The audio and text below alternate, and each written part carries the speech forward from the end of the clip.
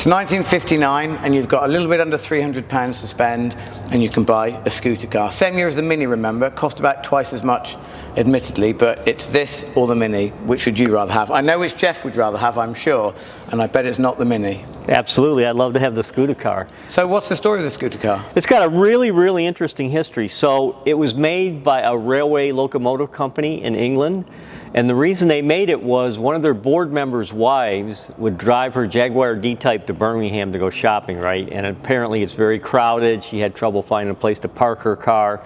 So she complained to her husband, you know, you guys should make a little car that's got just a little bit of room, so when I drive in and go shopping, I'll be able to find a place to park. I got room for packages, and that was the start of the Scootacar.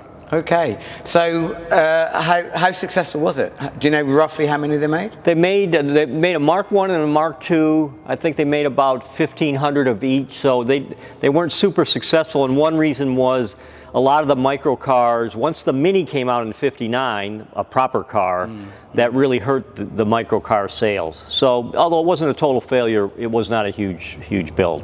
Okay, and have you driven this Scootacar? I have. I love it. And the interesting thing about it is it's tiller steering. It's a Villars single-cylinder motorcycle engine that's underneath the bench seat that you're sitting on. So you can imagine a single-cylinder idle go boom, boom, like boom, sitting boom. on a washing machine. You got it. You got it. But really, you know, 8-inch wheels. It's a nice 40-mile-an-hour cruising car. You know, for a micro car, it's actually quite well done.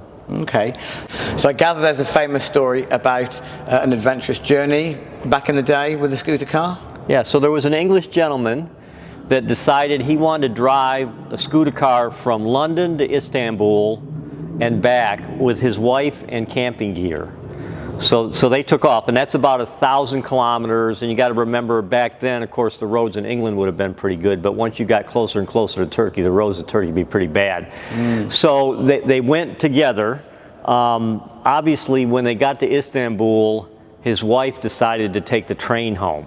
She'd had enough. So she came home via train. He came back in the Scootacar, but he didn't make it because what happened was when he was in Turkey, he got T-boned by a bicycle that did a lot of serious damage to the car, and at that point he had had enough too, and he wanted to actually get on the train and just come back to London.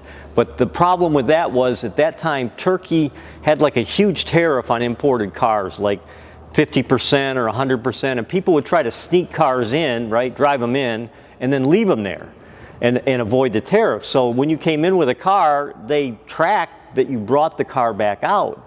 And so a policeman came to check out the wreckage, and the Englishman was saying, no, I just want to leave the car and abandon it, I want to go home. And the policeman's like, no, you can't do that because you brought it in, you have to take it back, you know, back to England and take it back out of Turkey. And so they apparently had a bunch of discussion, and finally the cop finally just said to him, look, you know, I'm going to turn around for like a minute, and if you're gone, I'm going to mark it as an abandoned car. And that's what happened. Yeah, but if a push bike can do that much damage, imagine what it's going to do to you if you hit a car. It would just collapse, presumably. Yeah, that's a scary thought, yes. But then I guess, you know, no different from any other microcar. Yeah, so. no microcar was safe. Okay. But the cars were all smaller then. And do you have any idea what the survival rate is like? A reasonable you know, survival? I would think pretty poor. I mean, I don't know for sure, but I would say 10% because they were cheap cars, they were fiberglass. Once they broke down, you know, parts availability. And of course, you know, they made them for a few years and then they stopped making them, right? So it's not like Scootacar stayed in business making parts, you know, I need this, I need that type of thing. Well, I didn't introduce it as being Jeff Lane at the Lane Motor Museum, which of course I should have done at the start of the video.